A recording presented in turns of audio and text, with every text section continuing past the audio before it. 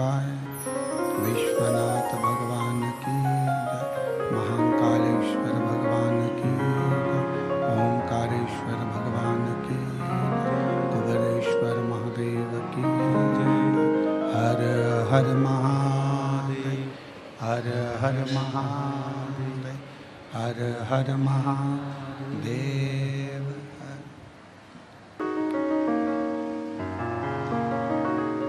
संत तुकाराम जी 3 दिन से लगातार विठ्ठल विठ्ठल, माजा विठ्ठल, माजा विठ्ठल, विठ्ठल।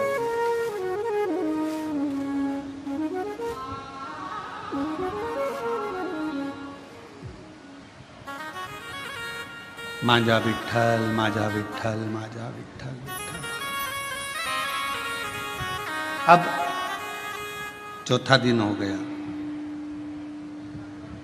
फिर संत तुकाराम जी से पूछा गया कि तुम हमेशा आते थे, दर्शन करते थे, भजन करते थे, कीर्तन करते थे, फिर चले जाते थे, पर आज 4 दिन हो गए तुम्हारे मुख से विठ्ठल विठ्ठल, पांडुरंगा विठ्ठल विठ्ठल विठ्ठल बंद ही नहीं हो रहा।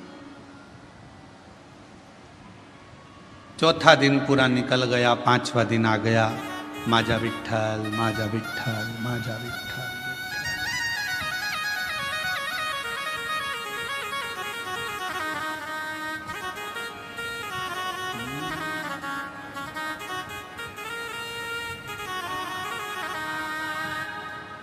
माजा विठ्ठल विठ्ठल विठ्ठला,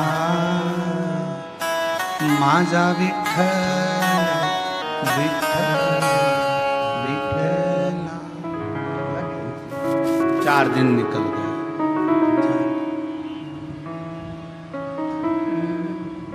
5वां दिन आ गया। गर्भगृह को छोड़कर मेरे विठ्ठल पांडुरंगा चौक में, जिस चौक में सभी हरि विठ्ठल के भक्त, पांडुरंगा के भक्त फुगड़ी खेलते हैं, उस फुगड़ी खेलने वाले चौक में हरि विठ्ठल आए। तुकाराम जी को देखा, तुकाराम जी को देखकर पूछा। अभी तक लोग पूछ रहे थे कि तुकाराम तुम विठ्ठल विठ्ठल विठ्ठल विठ्ठल पांडुरंगा जप रहे हो, अब स्वयं विठ्ठल आकर खड़े होकर पूछते हैं कि क्या चाहता है, बोल। तुकाराम जी ने कहा मुझे इतना सा पूछना है कि भगवान देवाधिदेव महादेव जब आपसे मिलने के लिए आए तो आपने शंकर भगवान को अपने सिर पर बिठाया, क्यों बिठाया, बस इतना सा पूछना है। हरि विठ्ठल ने कहा शिव को मैंने अपने सिर पर इसलिए बिठाया क्योंकि उन्होंने कामदेव को भस्म कर दिया था और अहंकार का त्याग कर दिया था, तो मेरे सिर पर ना काम है ना अहम है।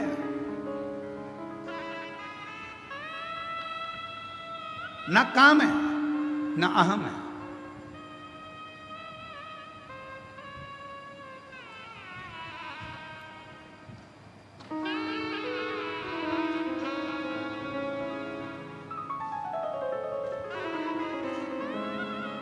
एक लाइन किसी की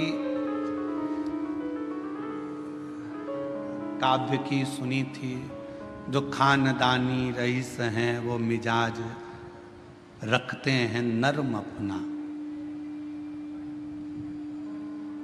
मेरे शंकर भगवान के पास में कुबेर का खजाना है, इसलिए उसको कुबेरेश्वर महादेव कहते हैं, कुबेर भंडारी कहते हैं। भगवान नारायण को भी अगर लक्ष्मी दी है तो मेरे शंकर भगवान ने दी। माता लक्ष्मी जी की मां ख्याति देवी लक्ष्मी जी का विवाह तो शिव जी से करने वाली थी, पर लक्ष्मी जी का विवाह जब शंकर जी से होने वाला था तो शंकर जी ने मना कर दिया था, मैं विवाह नहीं करूंगा। क्यों? क्योंकि ये लक्ष्मी जी नारायण को चाहती हैं, इसलिए ख्याति देवी आप अपनी बेटी को भगवान विष्णु को ब्याह दो। शिव की कृपा से लक्ष्मी जी नारायण को मिली है।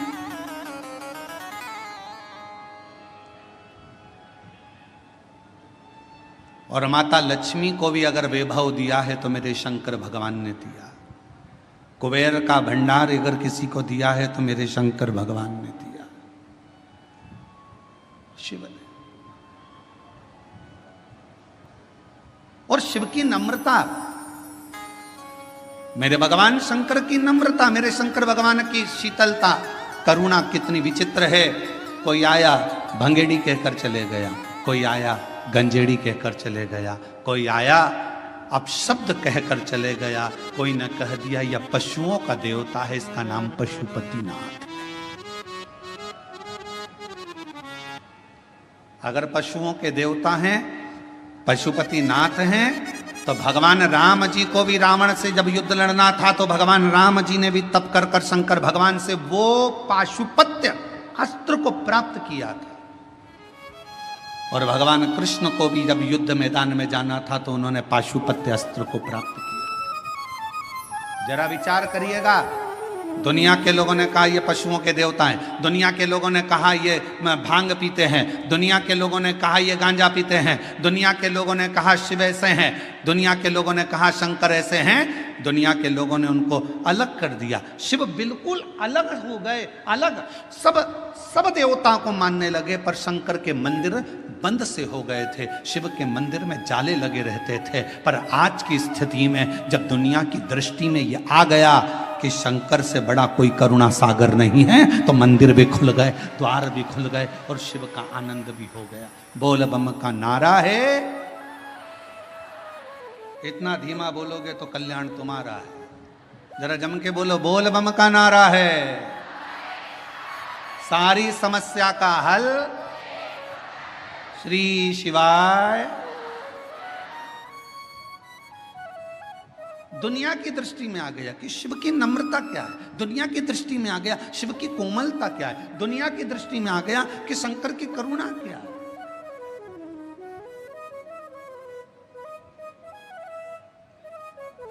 और ये सबको मालूम है, जो शंकर को जल चढ़ाता है उसका कल जरूर बदलता है। जिसको अपना कल बदलना है उसको जल चढ़ाना प्रारंभ कर देना चाहिए, जरूर। और तेरी कृपा का क्या है भरोसा, कब किस पर हो जाए जरा सी हम पर कर दो, ओ जरा सी हम पर कर दो। जिस पर भी हो गई तेरी कृपा करुणा वो भव पार हुआ, भव पार हुआ। पापी हो चाहे जितना उसका भी बाबा उद्धार हुआ, उद्धार हुआ। गिद्ध अजामिल गणिका जैसे तेरे मन को भाए, जरा सी हम पर कर दो, ओ जरा सी हम पर कर दो। तेरी कृपा का क्या है भरोसा, कब किस पर हो जाए जरा सी हम पर कर दो। हमने कल भी कथा में कहा था, कोई पूर्वजों का पुण्य प्रबल होता है। आपके पिता, आपके दादा, आपके परदादा, आपकी माता, आपकी दादी, आपकी परदादी, आपकी धर्म पत्नी की माता, आपकी धर्म पत्नी की माता की माता, उनकी दादी, दोनों पक्ष, एक धर्म पत्नी के मायके का पक्ष और एक पति के पूरे पक्ष, ये दोनों के 71 पीढ़ी का जब पुण्य प्रबल होता है तब किसी परिवार में एक बार शिव महापुराण की कथा हो पाती है। धन एकाग्रित करना सरल है, पैसा इकट्ठा करना सरल है, व्यापार बढ़ाना सरल है, व्यवहार बढ़ाना सरल है, पर अपने कुल में एक बार शिव महापुराण की कथा का आयोजन करना बहुत कठिन है। क्योंकि जब कोई पुण्य की प्रबलता हो, एक धर्म पत्नी का भी पूरा कुल 71 पीढ़ी, कहीं मायके की कोई शुद्ध भाव से भगवत भजन की रमी हो, कहीं इधर भी पति का पूरा कुल, कहीं परमात्मा की दादा परदादा पिता पर कोई पुण्यता होगी, तब जाकर कोई पुण्य की गुल्लक प्राप्त हुई होगी और वो फूटी हुई होगी। आज संचेती परिवार अगर इस कथा का यजमान पद ग्रहण करा है तो देवता भी कृपा कर रहे होंगे कि ये करुणा का एक आनंद सुख है, ये मौका मिला। और शिव महापुराण की कथा करवाना कोई सरल विषय नहीं, इतनी अड़चने आती है क्योंकि शंकर की कथा है, ये कोई साधारण कथा नहीं है। शंकर भगवान विष्णु जी का विवाह हुआ, तारीख निकली, तिथि निकली, पल निकला और भगवान विष्णु का लक्ष्मी जी के साथ में मां लक्ष्मी जी के साथ विवाह हो गया। ब्रह्मा जी का विवाह ब्रह्माणी के साथ हो गया, इंद्र का विवाह इंद्राणी के साथ हो गया। पर शंकर भगवान के विवाह की तारीख निकली, तिथि निकली, समय निकला, इतनी बजे फेरे होंगे, इतनी बजे विवाह होगा। शंकर भगवान की शादी उतनी बजे हुई नहीं, जो तिथि थी, जो तारीख थी, उस पर शादी ही नहीं हुई। 15 दिन निकल गए, सारी बारात खड़ी थी। शंकर भगवान से पूछा क्या विचार है, शादी वादी करना है कि नहीं करना है। शंकर भगवान बोले मेरा पाउडर का डिब्बा घूम गया, जब तक पाउडर का डिब्बा नहीं मिलता तब तक मैं तैयार नहीं होऊंगा, और तैयार नहीं होऊंगा तब तक मैं शादी करने नहीं जाऊंगा। अब पाउडर का डिब्बा कौन सा, इंतजार करा। 20 दिन के बाद आवाज आई राम नाम सत्य है, राम नाम सत्य है। शंकर भगवान कहने लगे तैयारी कर लो बारात ले जाने की, मेरा पाउडर का डिब्बा आ गया, पाउडर का डिब्बा। और जो मुर्दा आया, जला, भस्म तैयार हुई, शिव जी ने धारण करी, नंदी पर सवार होने लगे। नंदी पर बैठे 33 कोटि देवता नगाड़े बजा रहे, दुमदुमियां बजा रहे, भगवान शंकर नंदी पर बैठे। नंदी पर भी बैठे तो उल्टे, नंदी का मुंह इधर था, शंकर जी का मुंह उधर था। इंद्र ने जाकर ब्रह्मा जी से कहा ऐसी कोई बारात अच्छी लगेगी, शिव जी का मुख उधर है और नंदी का मुख इधर है, जरा पूछो तो सही ऐसे क्यों बैठे हैं। ब्रह्मा जी ने जाकर कहा आपकी शादी हो रही है, कम से कम सीधे तो बैठ जाओ। शंकर भगवान बोले हमारा कोई बाप नहीं, हमारा कोई भाई नहीं, बारात कैसे देखेंगे, आगे से नंदी देखेगा, पीछे से हम देखेंगे, इसलिए उल्टे बैठे।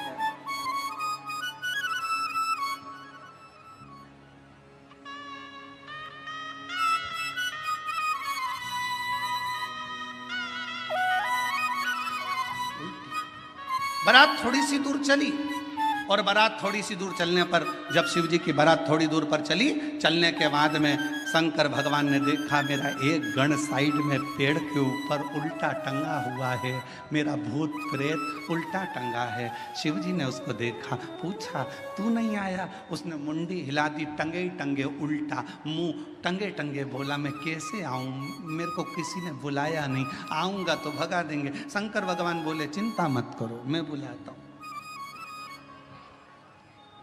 शिव जी ने डमरू खड़काया, देवताओं ने आकर कहा तुम्हारी शादी हो रही है, बैंड बाजे हम बजा तो रहे हैं, तुम्हें बजाने की जरूरत क्या है। शंकर भगवान बोले शादी मेरी तो बाजे भी मैं ही बजाऊंगा।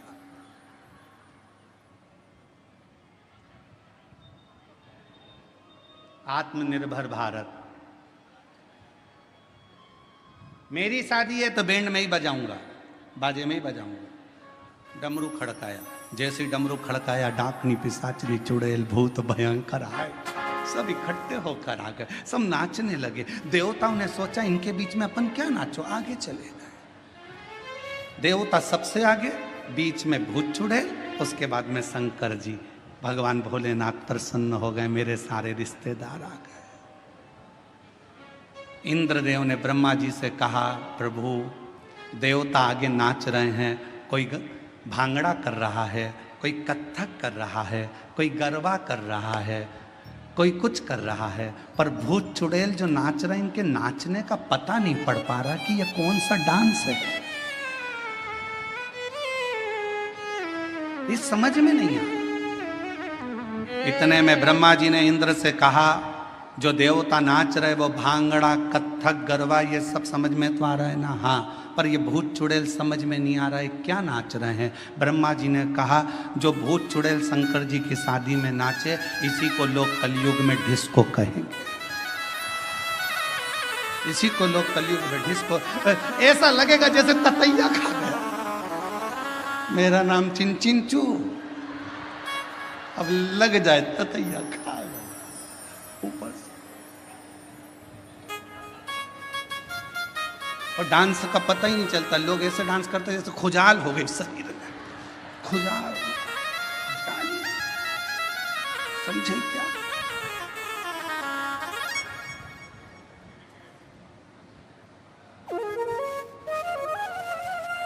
इसी को डिस्को कहें, इसी को डिस्को।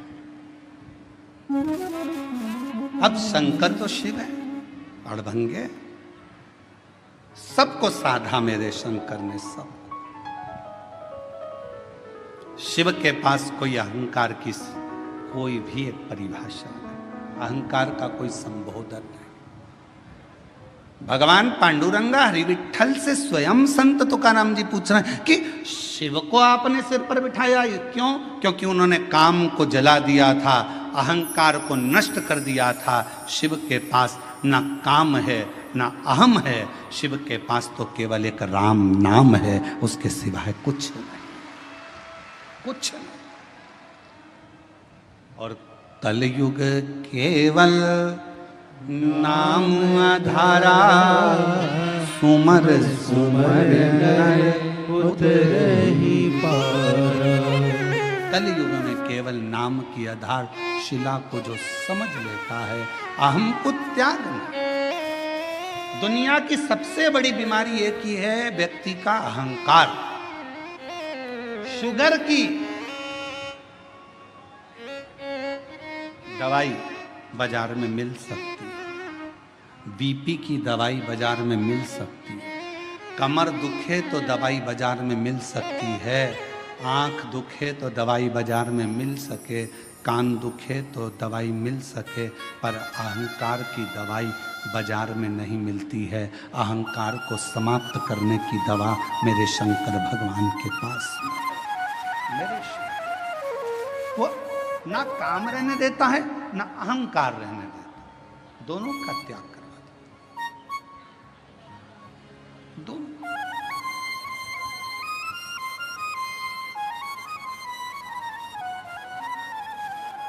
तुम जाकर देखो,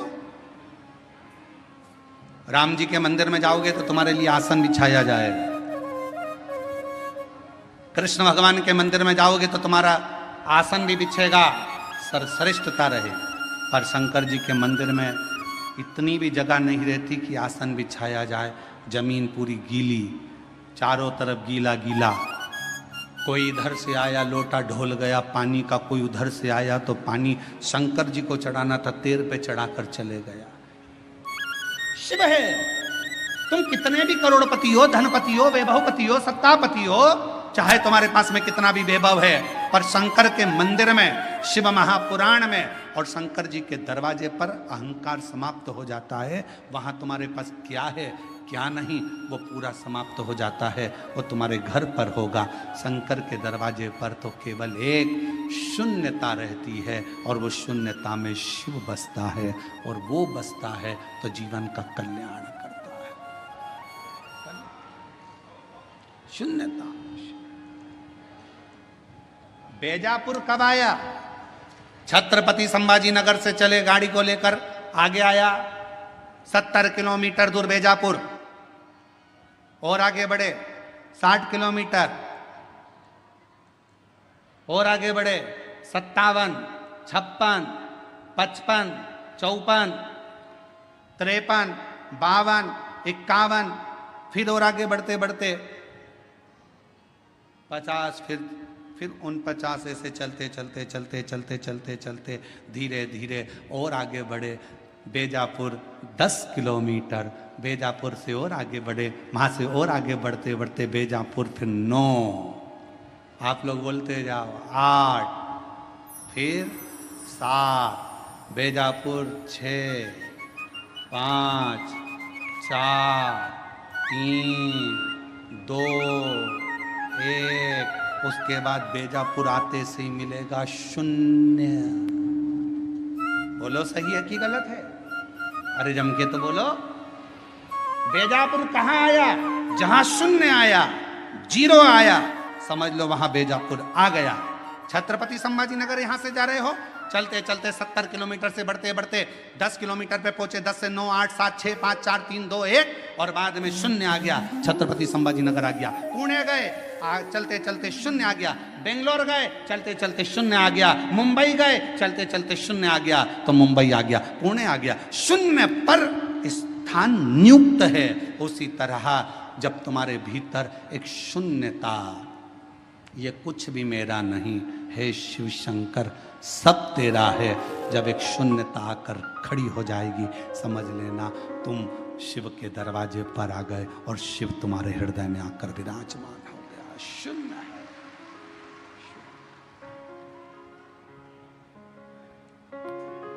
और मेरे भोले तेरा सहारा है, मेरे भोले तेरा सहारा है, मेरी नैया का तो किनारा है, मेरी नैया का तो किनारा है।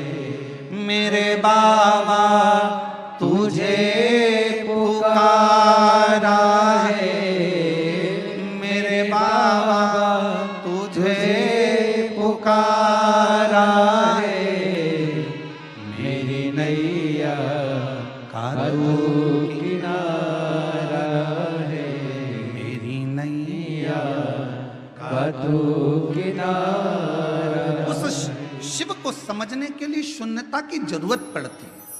हमारे नासिक क्षेत्र में, हमारे महाराष्ट्र में प्याज बहुत होता है। बोलो सही है कि गलत है? काय की खेती ज्यादा हो रही है? प्याज की। और हमने देखा जब हम लोग कथा करने के लिए जा रहे थे, शाहदा गए, नासिक गए और भी जगह छत्रपति संभाजी नगर आए, जब आ रहे थे जा रहे थे तो हमने देखा वहाँ पर प्याज के बड़े बड़े, बहुत बड़े बड़े गोडाउन टाइप के बने, और उन प्याजों के लिए इतने सारे पंखे चल रहे थे। पंखे, तो हमने गाड़ी रोकी, हमने पूछा क्यों भैया ये पंखे क्यों लगाए? तो कहा ये प्याज के लिए पंखे लगाए। बोलो सही है कि गलत है? प्याज के लिए पंखे क्यों लगाए? तो कहा अगर सड़ जाएगा, गर्मी रहती है तो अंदर से सड़ जाता है, तो पंखे लगाना जरूरी है। फिर हमने देखा कि एक खटिया पर एक पिताजी बैठे थे और वो एक पुष्टे से हवा कर रहे थे। तो हमने पूछा भैया ये कौन है? तो क्या हमारे बाप है, हमारे पिता। तो हमने कहा प्याज के लिए तुमने 50 पंखे लगाए, बाप के लिए एक भी पंखा। तो फिर उस गोडाउन वाले ने पूछा तुम कौन हो? हमने कहा सीहोर वाले। अच्छा मिश्रा जी? हमने कहा। उन्होंने कहा हमारा नाम लेके तुम कहीं बोलना मती। हमने कहा कसम से नहीं बोलेंगे, तुम्हारा नाम तो लेंगे ही नहीं, पक्का। वो तो आज कथा में बेजापुर में बात निकली तो बोल दिया, पर नाम नहीं बोलूंगा, और तुम बोलोगे तो बोल भी दूंगा, नाम नहीं। लगाए प्याज के लिए 50 पंखे, बाप के लिए पुष्टा।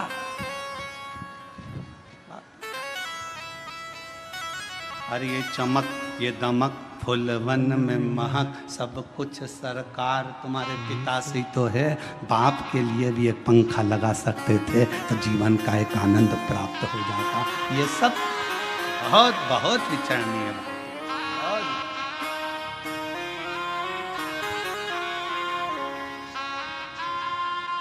कभी मौका लगे तो हमारे सीहोर में आकर देखो, हमारे बाबा के धाम पर, कुबरेश्वर धाम पर वृद्ध माताओं के लिए, बुजुर्गों के लिए, आम भक्तों के लिए जो वहाँ भोजन प्रसाद होता है, मेडिकल व्यवस्था होती है, चिकित्सा व्यवस्था होती है। बच्चों के लिए जिनके पास एजुकेशन का पैसा नहीं होता, उनके कॉलेज की फीस, स्कूल की फीस सब वहाँ से जमा होती है। बच्चों के पास जिनके पास किताबें कॉपियाँ नहीं होती, समिति उनको किताब कॉपी स्कूल की दिला देती है। उनकी ड्रेस नहीं होती तो ड्रेस दिला दे। कभी देखो धन की भाव की मूर्ता, सारी डिग्रियां, सारा वैभव पृथ्वी वाले देखेंगे, तुम्हारी डिग्रियां चाहे डॉक्टर की हो, कलेक्टर की हो, एसपी की हो, आईजी की, डीआईजी की, चाहे कमिश्नर की, तहसीलदार की, पटवारी की, सारी दुनिया की जितनी डिग्रियां होती हैं, इंजीनियर, सीए, सारी डिग्रियां केवल पृथ्वी पर चलेगी। वहां तो एक ही डिग्री चलेगी, तूने अपने माता पिता की सेवा कितनी करी, तूने भूखे को भोजन और प्यासे को पानी कितना पिलाया, वहां एक ही डिग्री देखी। वहां नहीं देखा जाएगा कि तेरे पास डिग्री कौन सी थी। नहीं साहब मैं इंजीनियर, नहीं साहब मैं मजिस्ट्रेट, नहीं साहब मैं इस फलाना कोर्ट का मजिस्ट्रेट हूँ, मैं इतनी बड़ी पदवी पर रहा हूँ। भगवान भी कह देगा नीचे बैठे रे, फालतू बात करना मत, नीचे चले डिग्री, ऊपर चले तेरे कर्म, कर्म के सिवाय ऊपर कुछ नहीं चलता। इसलिए फिर निवेदन, मत बुरे कर्म कर बंदे वरना पछताएगा, भगवान की आंखों से तो बच नहीं पाएगा, तू बच नहीं पाएगा। ऊपर जाते से ही कह दिया जाएगा तेरा क्या होगा रे कालिया, होगा क्या तेरा, तेरे कर्म के लेख से तुझे प्राप्त होगा कि तुझे क्या देना है। क्या कितनी सुंदर कथा है। एक बहुत विद्वान महाराज जी मर गए, बहुत विद्वान, खूब प्रवचन देते थे, मर गए, ऊपर गए, बैकुंठ का दरवाजा बंद था, सब लाइन लगा के खड़े थे।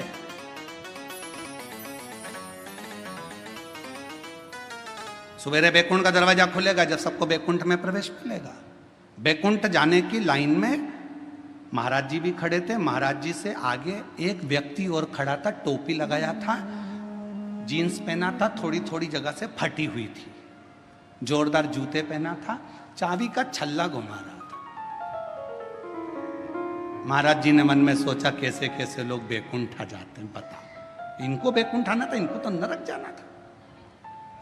सवेरे बैकुंठ का दरवाजा खुला, नाम लिया गया, आ जाओ साहब, आ जाओ साहब। चाबी का छल्ला वाला व्यक्ति आया, तुम कौन? मेरा नाम ये है। अच्छा, क्या करते थे? गाड़ी चलाता था, बस। अच्छा, एक काम करो, बैकुंठ में वो सामने एक जो महल बना है उसमें चले जाओ, चांदी का सिंहासन है, सोने का पलंग है, डनलप के गद्दे हैं, अप्सराएं आएंगी, आपको भोजन कराएंगी, पंखा झेलेंगी, सोने की थाली में आपको भोजन करना है। वाह वाह वाह, धन्य, इतना सुंदर बैकुंठ। पंडित जी ने सोचा, प्रवचन देने वाले महाराज ने सोचा, जब एक ड्राइवर को इतना अच्छा रूम मिल सकता है तो मुझे तो, मैं प्रवचन देता हूँ। आओ, तुम कौन? मैं प्रवचन देता था। एक काम करो, वो सामने जो टूटा हुआ जो झोपड़ा है उसके अंदर चले जाओ, आटा रखा है, खुद की रोटी बनाना, खाना, सब्जी बोना, खाना। इतने में तो पंडित जी चिल्लाने लगे, मैं प्रवचन देने वाला, मैं कथा कहने वाला, इतना बड़ा महाराज, इतना बड़ा महाराज, और उस गाड़ी के ड्राइवर को तुमने एसी का रूम दिया और मुझे टूटा हुआ झोपड़ा। इतने में धर्मराज ने कहा, यहाँ पर न्याय चलता है। महाराज जी बोले, न्याय नहीं, यहाँ न्याय चलता है, पैसा चलता है, रिश्वत चलती है, तुमने उससे कुछ ले लिया होगा, यहाँ फालतू बात मत करो, यहाँ न्याय चलता है। तो न्याय कैसा? मैं इतना प्रवचन देने वाला, मुझे टूटे झोपड़े में भेज दिया, वो गाड़ी चलाने वाला, उसको एसी का रूम दे दिया, डनलप का गद्दा, चांदी का पलंग, सोने का सिंहासन, सोने की थाली में रोटी, ये कैसे हो सकता है? इतने में धर्मराज ने कहा, भाई यहाँ कर्म देखा जाता है। महाराज वो गाड़ी चलाता था, बस को चलाते चलाते बस इतनी तेज चलाता था कि अंदर जितने बैठे रहते थे सब हनुमान चालीसा पढ़ते थे। जय हनुमान ज्ञान गुण सागर, जय कपीसति लोक उजागर, रामदूत अतुलित बल राम, अंजनी पुत्र पवन सुत रामा, महावीर विक्रम बजरंगी। कांपते, राम नाम लेते, भगवान को पुकारते। इसलिए वो मरा तो उसको एसी का रूम मिला। महाराज तुम प्रवचन देते थे तो लोग दीवार से टिक टिक के इसलिए उसको बैकुंठ में एसी का रूम और तुमको टूटा झोपड़ा मिला। इतना कर्म का लेख देख। इसलिए मेरी जीजियों, मेरा ध्यान देना, तुम सो मत जाना। तुम सो गई तो सियोर वाला निपटा तो मालूम पड़े बेचारे को टूटा झोपड़ा मिले से तो काम। तुम जागती रहना। और बोलो तो बीच बीच में चिल्लाना चालू करता हूं, जागते रहो। अरे हम तो बाबा के भरोसे चलते हैं, हम तो बाबा के भरोसे चलते हैं। ये दुनिया वाले जलते हैं, ये दुनिया वाले जलते हैं। भोले बाबा बाबा के भरोसे चलते हैं, ओ घड़दानी दानी के भरोसे चलते हैं। डमरू वाले के भरोसे चलते हैं, काशी वाले के भरोसे चलते हैं। शिव के पास ना काम है ना अहम है। काम भी दूर, अहम भी दूर। और जिसने काम का भी त्याग कर दिया, अहम का भी त्याग कर दिया, वहां मेरे हरि विठ्ठल उसको अपने शिव अपने सिर पर बिठा लेते हैं।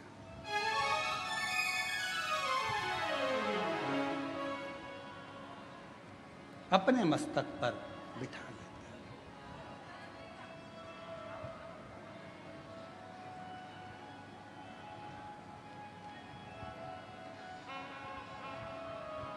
फिर कोई आडंबर, कोई दिखावा कुछ नहीं रहता, केवल शिव रहता है।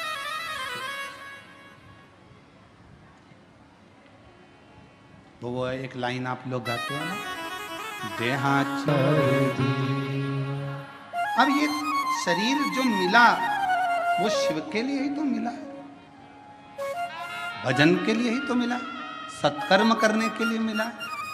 पूर्व में ना जाने कौन सा अच्छा काम किया था जो आज भगवान ने भरपेट भोजन दिया, राजसी ठाट दिया, वैभव दिया, धन दिया, दौलत दी, संपदा दी, सत्ता दी, नाम दी, शोहरत दी, इज्जत दी, घर में संतान दी, वैभव दिया, वंश दिया। ये पूर्व का कोई कर्म करा होगा, नहीं तो तुम्हारे नाम के तो कितने पैदा हुए, तुम्हारे साथ में ना जाने कितने पैदा हुए। एक ही हॉस्पिटल में कितने बच्चे उसी तारीख को, उसी तिथि को, उसी पल में, उसी घड़ी में कितने पैदा होते हैं। क्या सब करोड़पति बन जाते? क्या सबका नाम चल जाता? नहीं, तुम्हारे पूर्व में तुमने कुछ अच्छा कर्म करा था तो आज बाबा ने दिया है, आज कर कर जाओगे फिर बाबा दे देगा, और फिर कर जाओगे फिर दे देगा। नहीं तो एक ही नाम के राम सिंह राम सिंह राम सिंह नाम के ढेर, भानु प्रताप भानु प्रताप भानु प्रताप ढेर। 15 तारीख को जितने जन्म लिए 15 को ढेर सारे जन्म लिए। 9:15 पर जितने जन्म होंगे 9:15 पे ना जाने कितने करोड़ बच्चे जन्मा होंगे, कितने लाखों जन्मा होंगे। पर तुम्हारे ऊपर शिव की कृपा हुई है तो मतलब कहीं ना कहीं तुम्हारा पूर्व का कर्म अच्छा है। कहा कोई पिछले जन्म के अच्छे मुझे बाबा तेरा साथ मिला, कोई पिछले जन्म के अच्छे कर्म मुझे बाबा तेरा। ये पूर्व का कर्म अच्छा था, अच्छी पत्नी मिल गई, अच्छा पति मिल गया, अच्छे बच्चे मिल गए, अच्छा कुटुंब मिल गया। एक भी गड़बड़ निकल जाता तो हालत खराब हो जाती।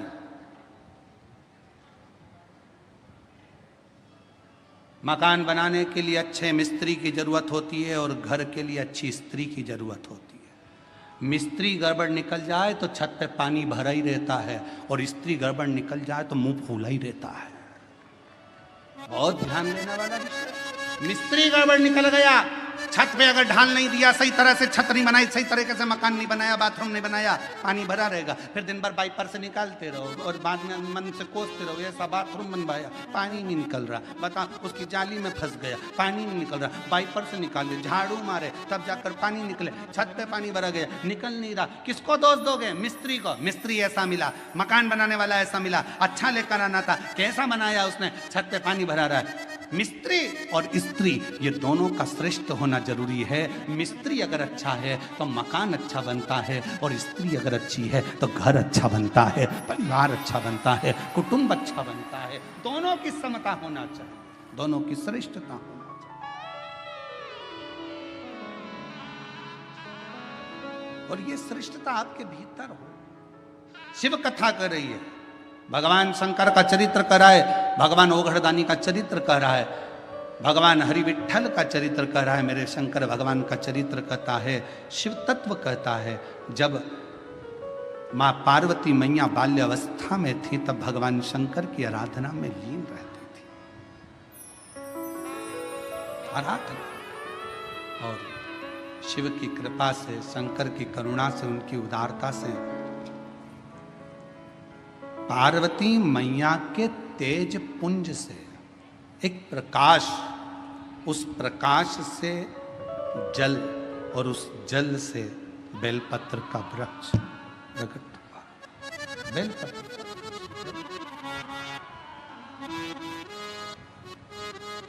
और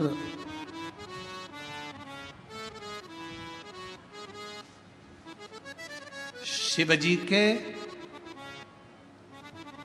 शरीर के, शिव जी के नेत्र अश्रु से, शरीर के भाग के जल से रुद्राक्ष का पेड़, रुद्राक्ष का पौधा होता है। और माँ जगत जननी दुर्गा भवानी, माँ आदि शक्ति, माँ भवानी के शरीर के तेज प्रकाश जल से बेलपत्र का पौधा होता है। बेलपत्र का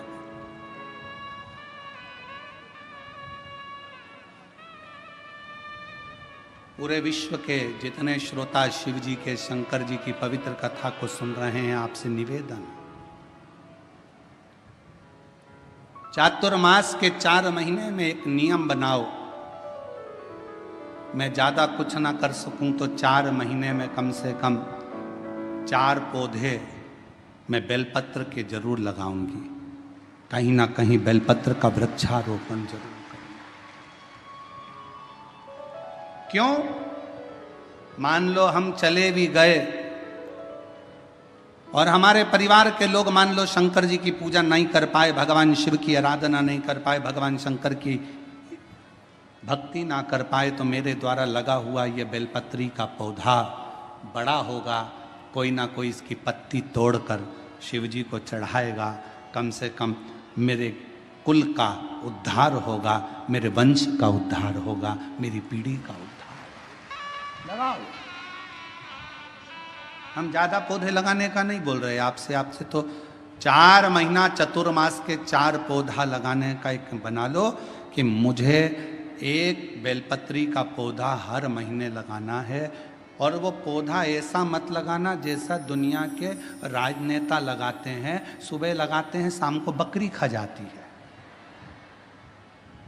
ऐसा पौधा ना लगाइए। बुरा लगे तो बोल देना, रे भाई हो, हमारी बात का लोगों को बुरा बहुत लगता है इसलिए अभी बोल दे रहे हैं, क्षमा मांगते हो। ऐसा पौधा ना लगाइए कि सुबह लगाया शाम को बकरी खा गई, नहीं, पौधे का ध्यान देना है जाकर।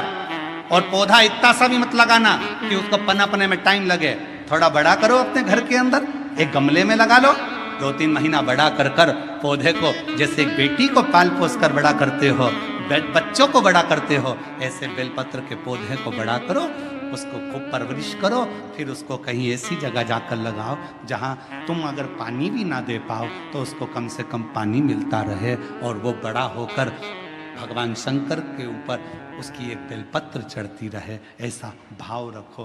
पेड़ पौधे तो बहुत लगते हैं, रोज मीडिया पर भी आता है, इतने पौधे लग गए, इतने पौधे लग गए, मालूम पड़े वो पौधे फिर दिखे ही ना, तो क्या मतलब का? पौधे लगाओ, ज्यादा नहीं तो एक लगाओ पर सुरक्षित लगाओ, लगना चाहिए कि तुम्हारा लगाया गया पौधा। बेलपत्र का पौधा माता पार्वती जी के द्वारा प्रकट किया गया। बेलपत्र के वृक्ष की गणना करी गई।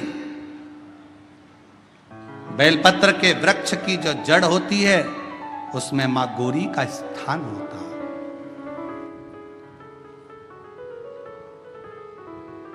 बेलपत्र की जड़ में महागौरी है, बेलपत्र के तने में माहेश्वरी है, बेलपत्र के शाखाओं में दक्षिणायनी माता है, बेलपत्र की पत्ती में माँ पार्वती है, बेलपत्र के फल में माँ कात्यायनी है, और बेलपत्र के उस सुंदर आनंदमय फूल में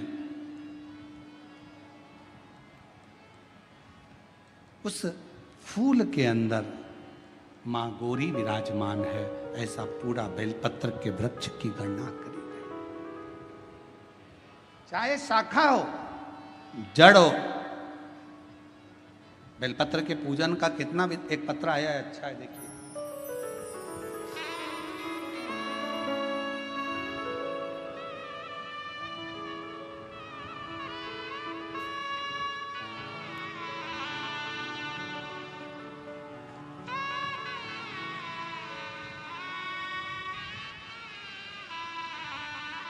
मेरा नाम प्राजक्ता चौहान। कहीं बैठी हों तो बच्चे को लेकर आ सकती हैं और बेलपत्र लेने के लिए आएँ।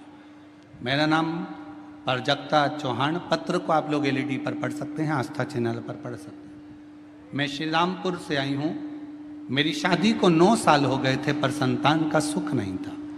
हमारे शहर के हर एक डॉक्टर को दिखाया। एक बार डॉक्टर बोले कि तुम्हारा ट्यूब ब्लॉकेज है, 50% ही चांस हैं संतान के, बाकी के संतान का योग नहीं। बहुत सारी दवाइयां ली, ट्रीटमेंट किया, पर गर्भ नहीं ठहरा। समय निकलता गया, टेस्ट भी करवाया, उसमें भी फायदा नहीं मिला। आखिरी में किसी ने फिर कहा, शिव पुराण की कथा आती है, सफेद आंकड़े की जड़ का प्रयोग करो। मैंने 2-3 बार उसको भी किया, पर ना जाने क्या खराबी, क्या दिक्कत। फिर आयुर्वेदिक इलाज भी करवाया, पर कोई असर नहीं दिखा। आखिरी में किसी ने कहा कि बेलपत्री के वृक्ष के नीचे जाकर दीप लगाना, जल छोड़ना और सफेद आंकड़े की जड़ का प्रयोग कर कर बेलपत्र के नीचे ही किसी को खीर का प्रसाद का भोग लगाना। वही मैंने किया। पशुपतिनाथ का व्रत करा और बाबा की ऐसी कृपा हुई कि 9 साल के बाद गर्भ ठहर गया। और 10 जनवरी 2025 को पुत्रदा एकादशी के दिन बाबा की कृपा से मुझे पुत्र प्राप्ति हुई। मैं बाबा को प्रणाम करती हूँ। पुत्र का फोटो भी लगाया उन्होंने, बेटे का फोटो लगाया। पत्र अगर आपको दिख जाए तो उसको उठाकर कहीं विसर्जन में डाल दो, पर उसको पाँव के नीचे मत। वो बेलपत्र का केवल पत्ता नहीं है, उसमें मेरा महागौरी, आद्य शक्ति, 64 योगनिया, मेरा शिव और शक्ति उस बेलपत्र के पत्ते में सदा विराजमान रहे, सदा।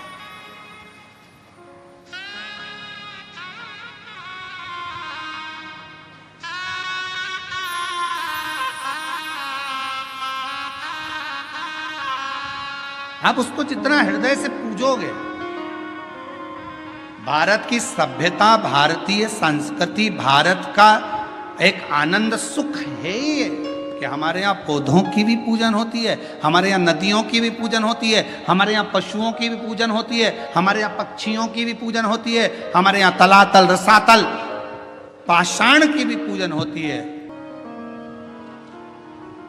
कि तेरे भरोसे मेरी गाड़ी, तू जाने तेरा काम जाने। बाबा तेरे भरोसे मेरी गाड़ी, तू जाने तेरा काम जाने। ओ भोले तेरे भरोसे मेरी गाड़ी, तू जाने तेरा काम जाने। बाबा तेरे भरोसे मेरी गाड़ी, तू जाने तेरा काम जाने। तू जाने तेरा काम जाने, तू जाने तेरा काम जाने।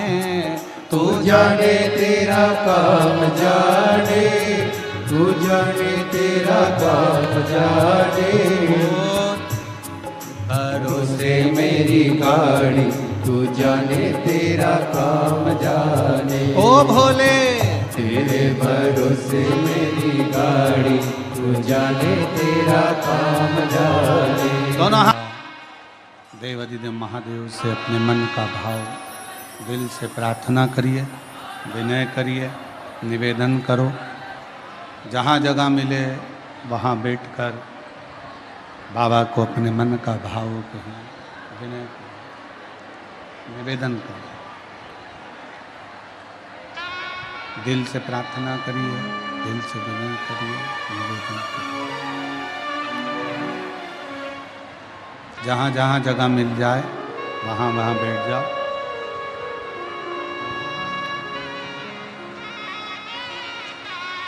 सभी लोग साथ में विनय करें, निवेदन करें, साथ में बोलें।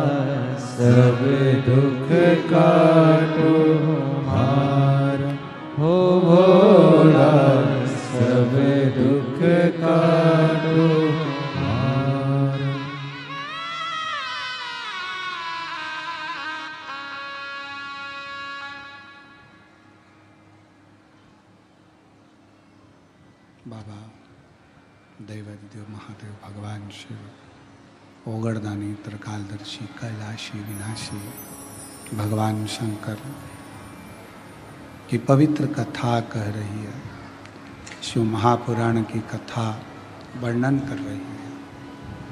शिव तत्व कह रहा है कि शिव जी को अहम और काम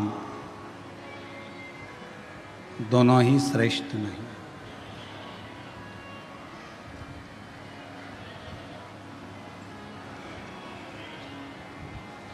कभी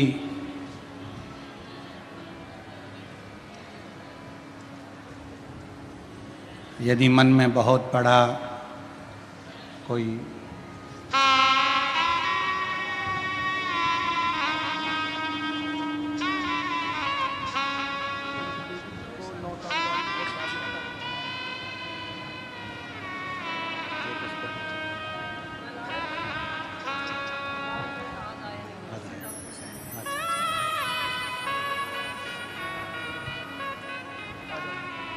कहते हैं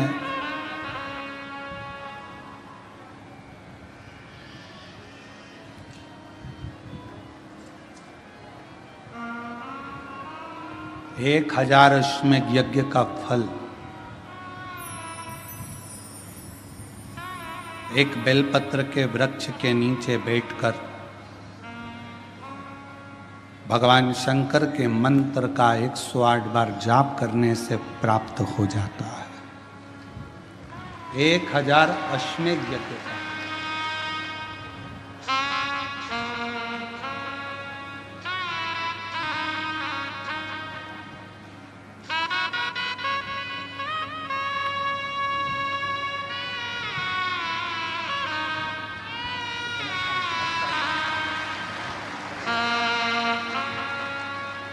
संभव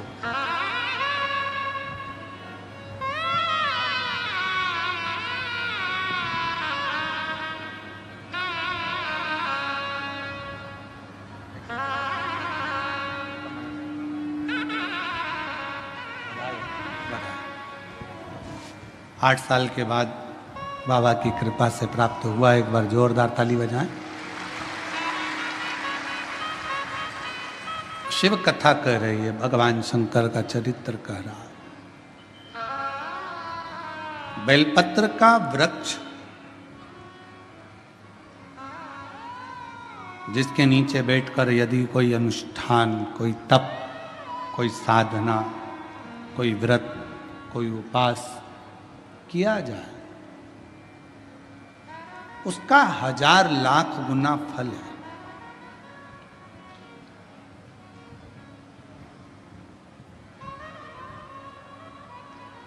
आप सभी ने एक कथा सुनी होगी कि एक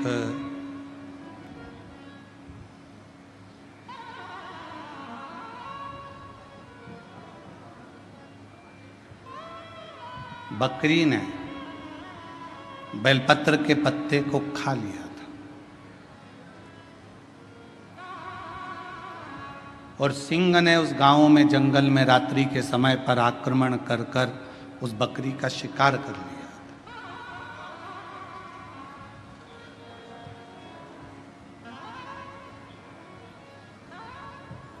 और आखिरी में जब बकरी मर गई, शेर का भी अंत समय आ गया, जब उसके प्राण छूटे, तो देवलोक में जब वो गया तो आखिरी में दोनों को, बकरी को भी और उस सिंह को भी, पृथ्वी पर दूसरी बार जन्म नहीं लेना पड़ा। वो शंकर के धाम में चला गया। शिव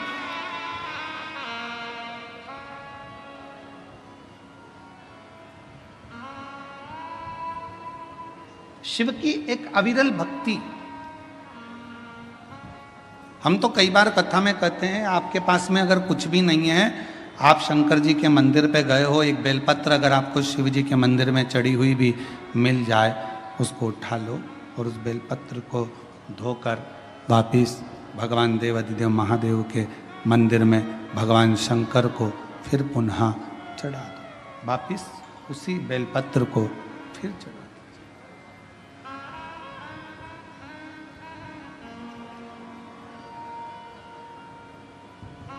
और कई बार त्रिगुणाकार, त्रिकालदर्शी, त्रिनेत्रधारी, त्रिपुंडधारी, त्रिशूलधारी मेरे देवाधिदेव महादेव को चढ़ाने के लिए अगर मंदिर में तुम्हें बेलपत्र मिले भी ना, तो अपने हाथ की 3 उंगलियों का स्पर्श भगवान शंकर को कर लीजिए और शिव के नाम का उच्चारण कर लीजिए। शिव उस बेलपत्र को स्वीकार कर लेते हैं। भाव, एक स्वच्छ भाव, निर्मल मन सो मोहि पावा। भगवान शंकर को अगर आप भाव से रिझा रहे हैं, निर्मल भाव दे रहे हैं, शिव उसको भी स्वीकार कर। मेरे ओघड़दानी कभी भी आपसे कोई वस्तु की चाह नहीं। कथा देखिएगा जरा, शिव महापुराण की कथा में एक शब्द आता है कि ब्रह्मदेव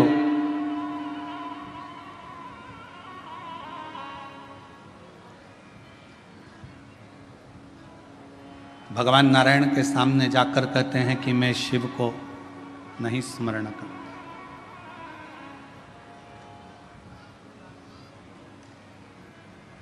मैं नहीं जानता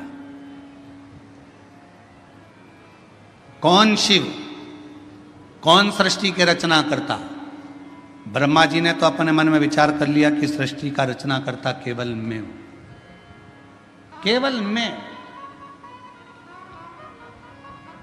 और ये मैं और मेरा का जो संबोधन है, ये अहम का संबोधन।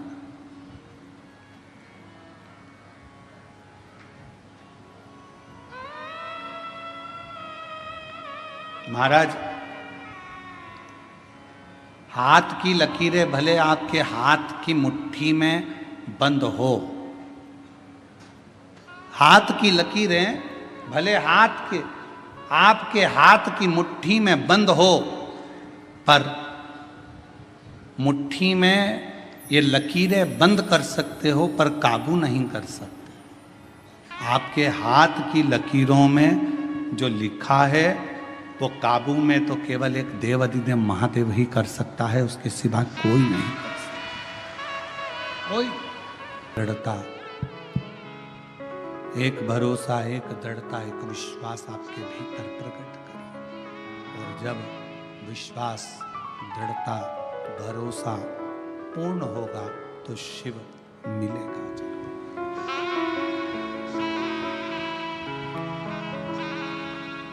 भरोसा, तेरे मंदिर में आना मेरा काम है, मेरी बिगड़ी बनाना तेरा। ब्रह्मा जी के मन में एक संशय था कि सृष्टि की रचना तो मैं करता हूं, सृष्टि का रचना करता तो मैं हूं, तो फिर शिव कौन? शिव कौन? शिव क्या? हमारे मन में भी यह भाव उत्पन्न हो जाता है कि घर में चला रहा हूँ, परिवार में चला रहा हूँ, कुटुंब में चला रहा हूँ, सब काम मैं कर रहा हूँ।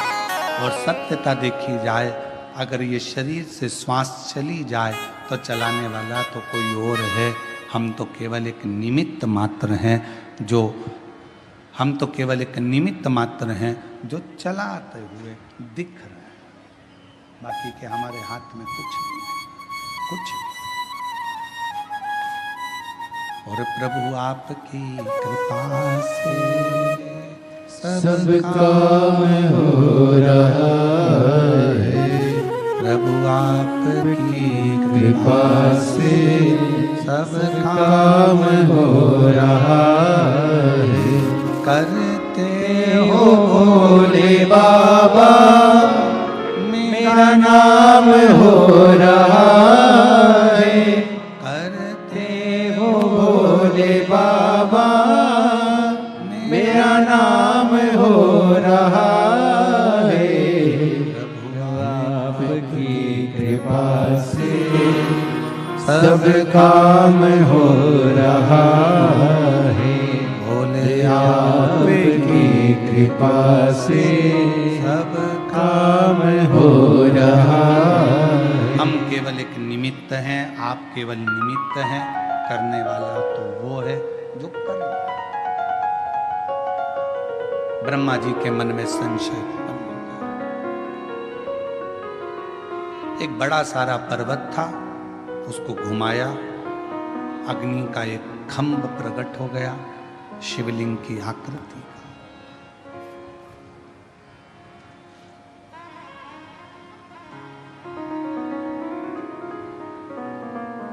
ब्रह्मा जी ने भगवान विष्णु से पूछा कि यह कौन है? भगवान नारायण ने कहा यही शिव है। एक प्रतीक चिन्ह,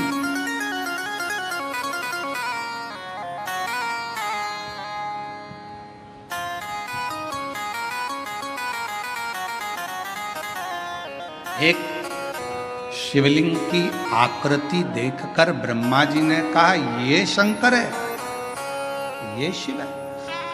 हाँ, यही शंकर, यही शिव है, यही शंकर, यही।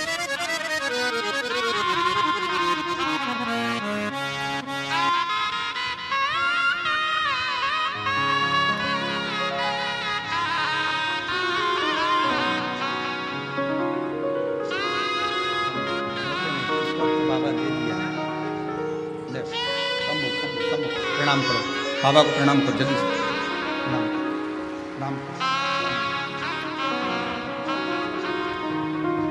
17 साल के बाद हुआ है, एक बार जोरदार ताली।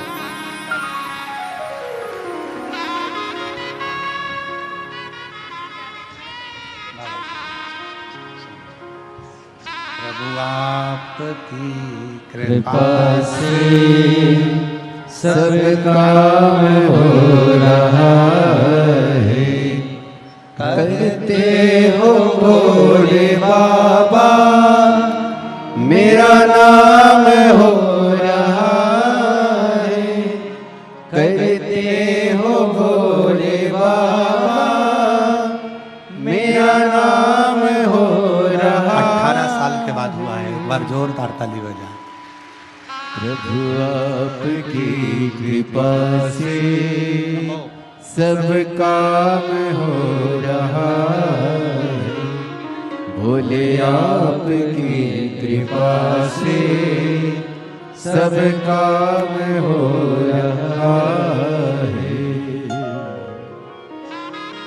मैं तो नहीं हो काबिल, तेरा पार कैसे पाऊं, टूटी हुई वाणी में गुणगान कैसे गाऊं, करता नहीं मैं कुछ भी, सरेआम हो रहा है, प्रभु आपकी कृपा से सब काम हो रहा है। ब्रह्मा जी बोले, क्या इस शिवलिंग ने सृष्टि की रचना करी है? हाँ, इसी शिवलिंग ने सृष्टि की रचना करी है। यही सृष्टि की रचना करने वाला शिवलिंग है। ठीक है, इस शिवलिंग का चरण कहाँ है और शीश कहाँ है?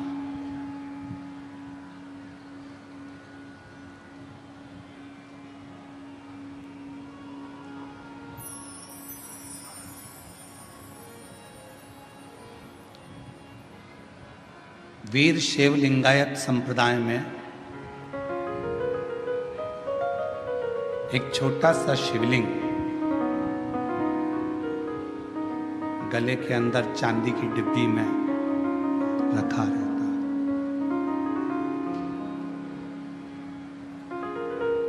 किसी वीर शैव लिंगायत संप्रदाय के किसी भी एक शिव भक्त से आप पूछें कि आपके गले में जो ये शिवलिंग रखा हुआ है, आपके गले में जो ये शिवलिंग डला हुआ है, ये क्या देता है आपको? क्या प्रदान करता? तो वीर शैव लिंगायत संप्रदाय के प्रत्येक माताएं, बच्चे, पुरुष आपको कहेंगे, हमारे गले में हमारे गुरु ने जो ये शिवलिंग दिया है, ये शिवलिंग हमें कहीं ना कहीं, किसी ना किसी रूप में तकलीफों से लड़ने का एक बल प्रदान करता है और अपनी मंजिल तक पहुंचाने का कार्य करता है।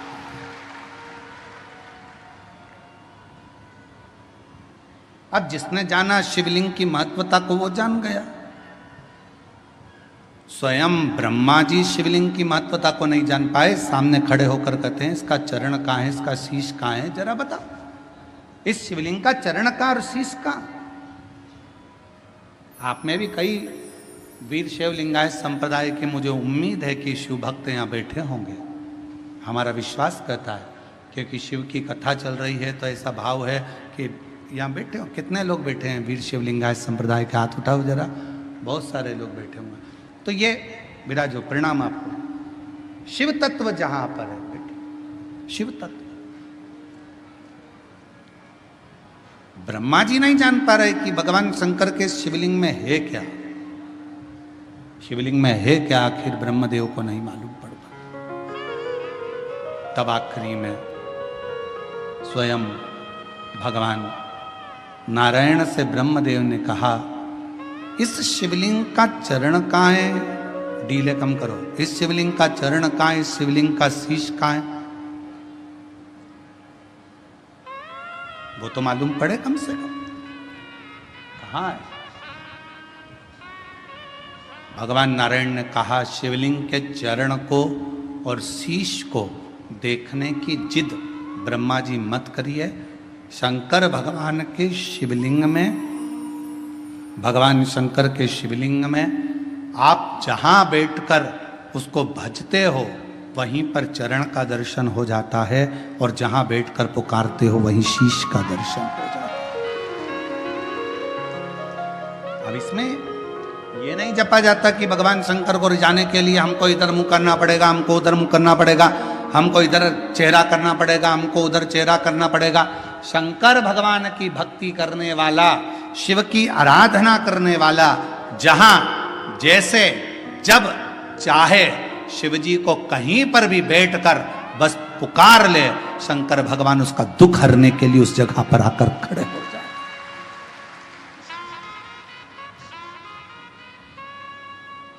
सब कुछ उसी का।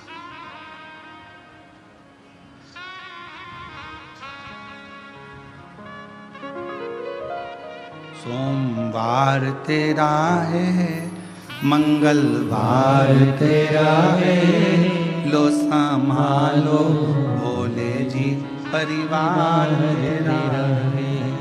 सोमवार तेरा है, मंगलवार तेरा है, लो संभालो भोले जी परिवार तेरा है। हम ये ना कहें शिव जी का वार कौन सा, किसी ने कहा सोमवार, देवी जी का वार कौन सा, शुक्रवार, किसी ने कहा गुरु का वार कौन सा, गुरुवार, किसी ने कहा सूर्य का वार कौन सा, रविवार, किसी ने कहा गणेश जी का वार कौन सा, बुधवार, किसी ने कहा शनि का वार कौन सा, तो कहा शनिवार।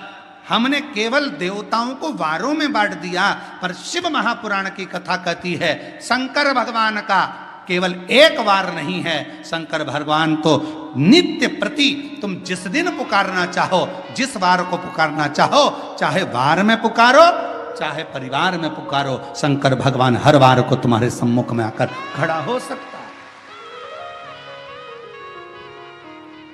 शिव का भक्त के लिए कोई वार की मूलता नहीं है।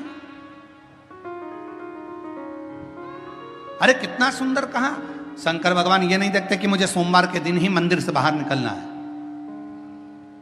शिव जी तो शिव जी हैं, शंकर तो शंकर हैं, करुणा सागर तो करुणा सागर, मेरा ओघड़ दानी तो नित्य प्रति अपने शिवालय से, नित्य प्रति अपने मंदिर से, नित्य प्रति अपने शिवालय से मेरा ओघड़ दानी बाहर निकलता, नित्य प्रति।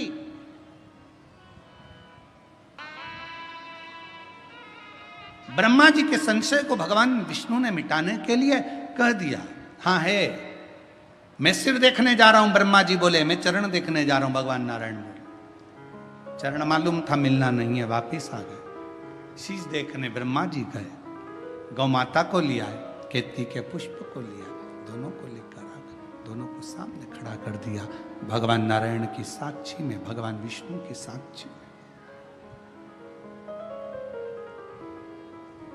ब्रह्मा जी ने पूछा भगवान विष्णु से, क्या आपको शिव जी का चरण मिला? भगवान नारायण ने मना कर दिया, चरण नहीं मिला। शंकर भगवान ने कह दिया, आपने मेरे सामने सत्य बोला, आज से आप सत्य नारायण के रूप में पूजोगे। बोल सत्य नारायण भगवान की जय। सत्य के रूप में आज से आप पूजे जाओ, और जगत में सत्य पूजा था।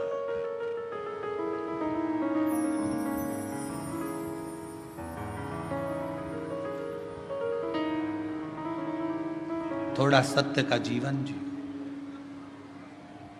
ब्रह्मा जी से पूछा, क्या आपको शिव जी के शीश का दर्शन हुआ? हाँ।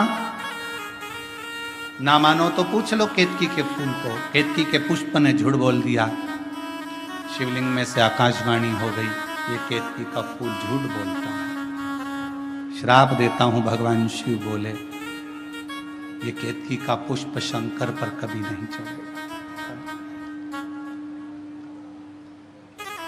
गौ माता ने झूठ बोला, शिव जी ने कहा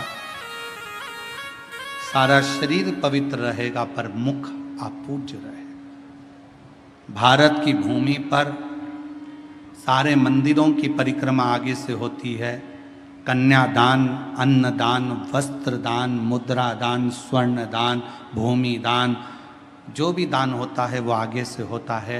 भारत की भूमि पर केवल एक दान गौ माता का जो होता है वो आगे से नहीं, गाय की पूंछ पकड़कर पीछे से किया जाता है, क्योंकि गौ माता ने झूठ बोल दिया। एक झूठ गौ माता बोल दी थी, एक झूठ, और किस लिए? केवल एक रोटी के चक्कर में, कि घर में पहली रोटी बनेगी तो गाय तेरे को मिलेगी। तुझे झूठ बोलना है शंकर भगवान के सामने चलकर। और शिव जी के सामने जाकर गौ माता ने झूठ बोल दिया कि ब्रह्मा जी को शंकर भगवान का शीश दिख दर्शन हो गए। बस वो झूठ गौ माता के लिए शिव जी ने कह दिया, गौ माता तू जगत की मां होकर तूने झूठ बोला। सारी परिक्रमा आगे से, गौ माता की परिक्रमा पीछे से चालू होती है, पीछे विराम होती है। झूठ। और सुन, हे ब्रह्मदेव सत्य बोलो। ब्रह्मा जी ने कहा यह आकाशवाणी झूठी है। शंकर भगवान ने अपने पांव के नख को तोड़ा, फेंका, काल भैरव प्रकट करा, जाओ ब्रह्मा का सिर काट दो। ब्रह्मा जी का सिर कटा, कटा हुआ सिर लुढ़कता गया। ब्रह्मा जी के कटे हुए सिर से जो रक्त बहा उससे कर्मनाशा नदी प्रकट हो गई। आज भी कर्मनाशा नदी भारत की भूमि पर उत्तर प्रदेश में बहती है। भारत की भूमि पर केवल एक नदी ऐसी है जिसके पानी को कुत्ता भी नहीं पीता है, पक्षी भी उसमें चोंच नहीं डालता, वो कर्मनाशा है। क्यों? क्योंकि कर्मनाशा में अगर हमने हाथ धो लिया, पानी का छींटा ले लिया, तो वो कर्मनाशा का जल ऐसा है कि वो हमारे पूर्व में किए हुए सारे कर्मों का नाश कर देगा। कटे हुए ब्रह्मा जी के शीश को देखा तो कहा इसको कुछ कृपा करो। नारायण बोले तो बट वृक्ष बना, बड़ का कौन पूछेगा वट वृक्ष? शिव जी ने कहा कि मैं स्वयं वट वृक्ष की छांव में बैठूंगा। इस वृक्ष की छांव में मैं बैठूंगा तो मेरा नाम बटकेश्वर महादेव। शिव जी का एक नाम बटकेश्वर महादेव हो गया। भगवान ओघड़दानी बड़ के पेड़ की छांव में बैठे, जनमानस का कल्याण करने के लिए। शिव तत्व भगवान शंकर ओघड़दानी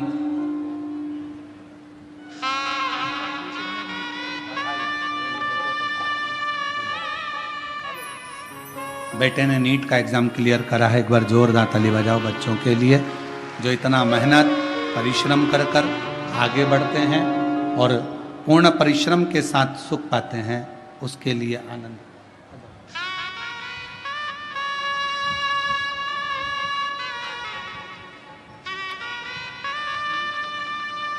बेटी ने नीट का एग्जाम क्लियर करा, उसके लिए एक बार जोरदार ताली बजाओ। साधु का शिव तत्व कह रहा है। सृष्टि का वर्णन आया, भगवान शंकर ने अर्धनारीश्वर स्वरूप का दर्शन कराया। अर्धनारीश्वर भगवान हमारे बीच पधार रहे हैं, जोरदार ताली बजाकर स्वागत वंदन। अर्धनारीश्वर भगवान का सुंदर स्वरूप का दर्शन।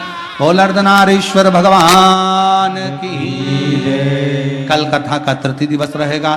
सभी देशवासियों को और सभी सनातनियों को आज भगवान के रथ यात्रा महोत्सव की बहुत बहुत बधाई के साथ में आज कथा